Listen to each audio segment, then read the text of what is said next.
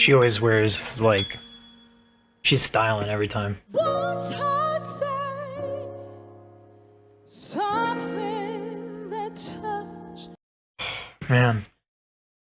Like, right off the bat, her phrasing is impeccable. Jennifer Hudson was one of those singers you could really go over every phrase and learn something. And I'm not exaggerating. The way that she gets into the consonant, that really, like a very subtle decrescendo. That's a really interesting and very deliberate choice. It's a really good way to just start out with a strong choice. Old friend that I won't hurt say. Listen to her, the way that she goes and hits the consonants. It's very, very, very on time, but also it gives a flavor to the phrasing. Man, she's looking right in the camera. It's like this, you know. I want to touch over when you start simply with a tune and you're just saying the words, right? That doesn't mean that you need to lack intensity or that you need to rein back the intent. She's really talking to somebody and wants to be heard and is speaking. Like, this is acting, right? This is acting 101. You're actively trying to speak to someone. You're trying to communicate to someone. So even though it's very sing-talky, she is extremely, like, there's a lot of motivation behind what she's saying.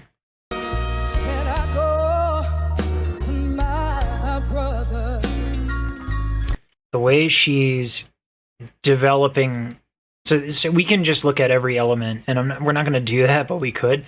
But let's listen to the way that the song starts to develop through just the way she's changing her low notes.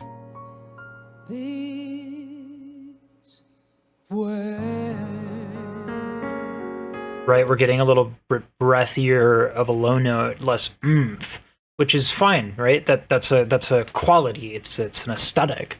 And then she goes and really brings home the bacon right here. Coming, but I know change gonna come. Oh, right, yes. A little bit meatier of a low, but it's not like bumped up to 11. Said I go to my brother. Right, a little bit more oomph to it, right? She's gradually increasing the intensity of the low end. Oh my god!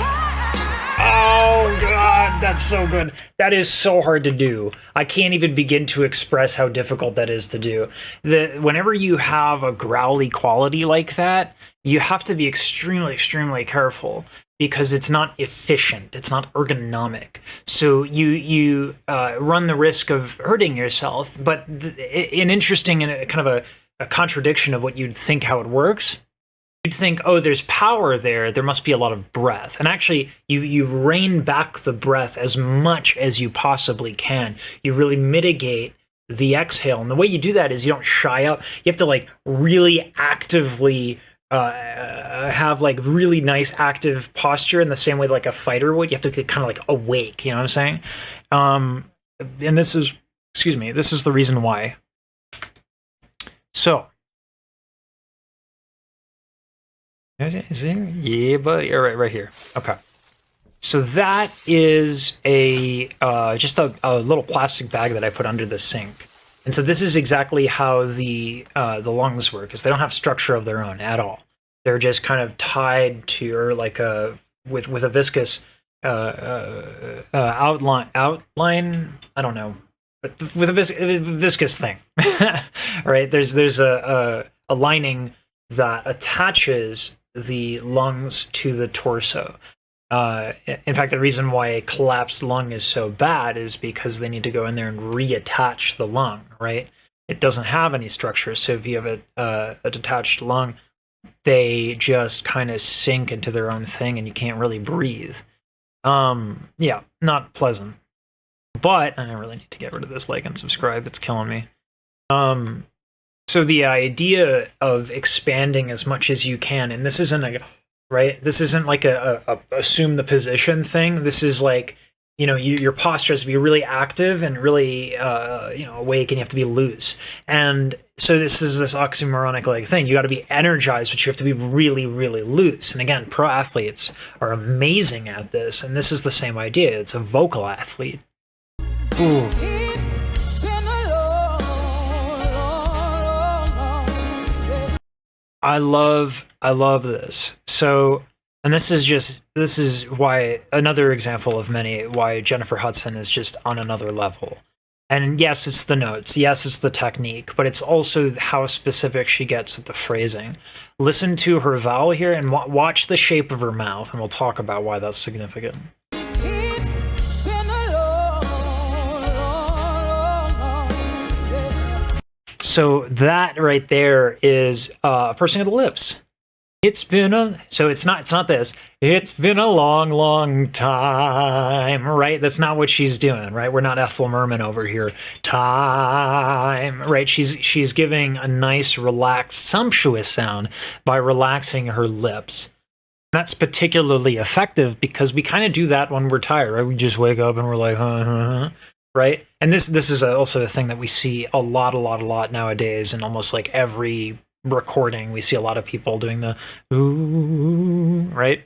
But in this specific context, one of the nice things about it can relay that you're a little tired of all of this crap, and it really does fit into the lyrics. Another consequence of that is you're literally extending the vocal tract. You're making your instrument, your voice, you're making it bigger. And the reason why that matters is that you're going to highlight lower frequencies. So this is what's known as a spectrogram. What we're going to see here is on the low end, we're going to see an increase in the brightness of these blue lines, and that indicates a louder volume. So it's frequency, time, inverted. You go frequency, time, and then the brightness of the lines. That's when you're going to see the volume. So if we go,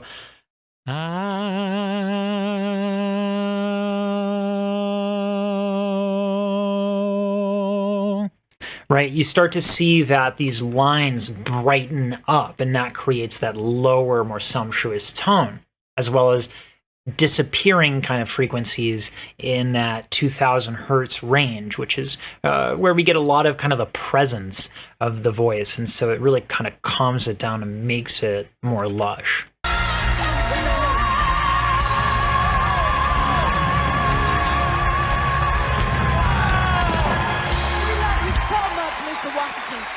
Wow. You got one thing you got to give credit for Jennifer Hudson is she can command silence. I was wondering, I was like, that's Denzel Washington, isn't it? I don't know any celebrities. I'm like, I've had my head under the sand. My wife makes fun of it all the time. Anyway, it's interesting, like that belting is super technical, and we'll talk about it. Don't worry about that. But it's like what I love about with her, it doesn't just exist for no reason, right? With her, it's always the performance, it's always the emotions first. And that's why I really respect her as an artist. And compared to the absolute insane high quality conviction that she has in this performance, we have really specific phrasing that also just kind of adds another level to. So we talked about those low notes.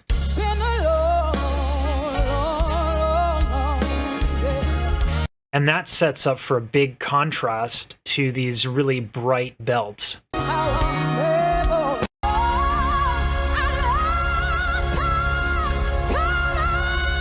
my God. I mean, that's otherworldly. And again, it's not that I'm not talking about just the voice and the technique. Obviously, that's like super, super, super good. But I'm talking about the emotion and the message. If we go back to the spectrogram, let's talk a little bit about this contrast. So when you belt, you contract what's called the area epiglottic sphincter. Okay, and this muscle on top of the larynx ends up highlighting a certain frequency range. So where the lower notes highlighted these lower frequencies, what we see here, this is me just making the noise and contracting the area epiglottic sphincter. You're going to hear it's almost like a nasal quality, but you're not using your nostrils or your nose. You still have your soft palate lifted. but you'll see it progressively add more aryepiglottic sphincter contraction. And on the third one in particular, you're going to hear it.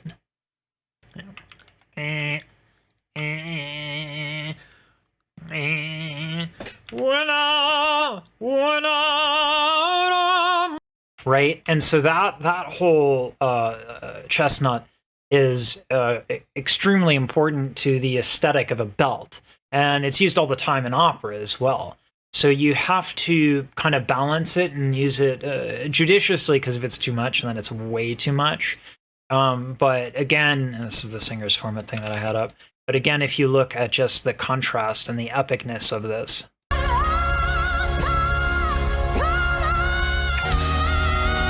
Oh my God. Right? Like she starts low and lush and then goes up and goes up and goes up and then right? Like, and it's just so rewarding.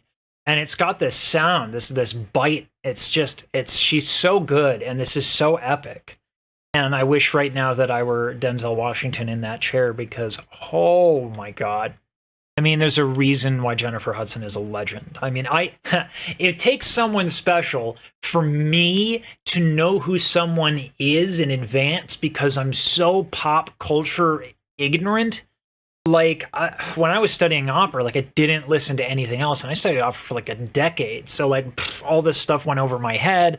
You know, I knew who Beyonce was. I didn't know Chloe Halle. I didn't know who Gerard Wayne was, and but I knew Jennifer Hudson, and I knew Jennifer Hudson because I always knew her singing was incredible. I'd listened to her, and I didn't make that exception for almost anybody.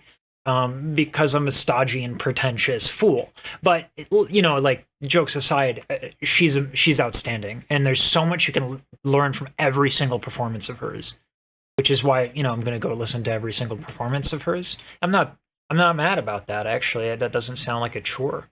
I mean, if Mr. Beast can read the terms and services of YouTube and just sit there and read all of it, I'm more than happy to just listen to Jennifer Hudson on a marathon. So that's going to happen, and it's going to be like a happy birthday to me.